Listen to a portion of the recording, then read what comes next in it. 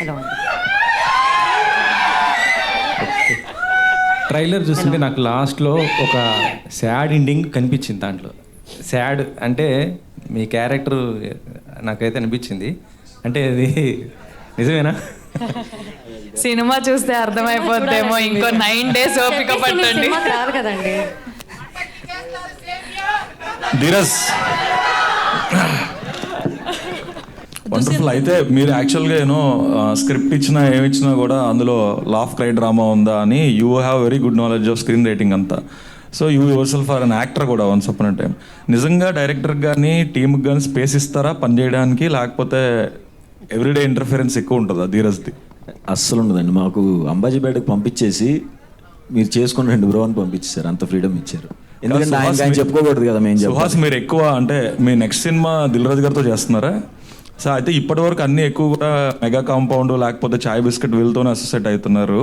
ఎందుకని అంటే నా కంఫర్ట్ జోన్ ఉందా? ఇది నా థియేటర్కి 2వ సినిమా.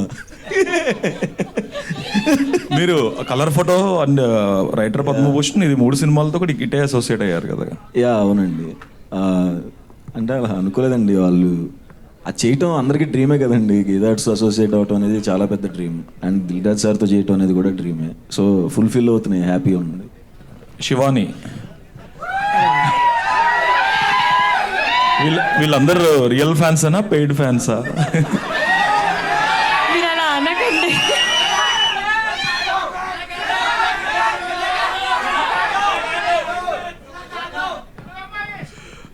సరే ఓకే.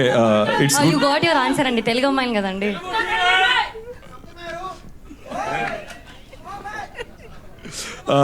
That's so good. అయితే నిన్న నేను సుహాస్ గారితో మాట్లాడినప్పుడు ఆయన అడిగాను అనమాట.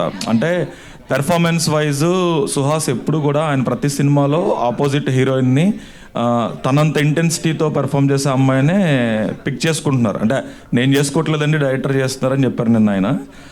నేనేమంటానంటే ఇప్పుడు సుహాస్ పక్కన హీరోయిన్ అంటే కొంతమంది యాక్టర్స్ పక్కన చేయడం చాలా ఈజీ, కొంచెం అలా అందంగా కొంచెం క్యూట్గా కనిపిస్తే చాలు.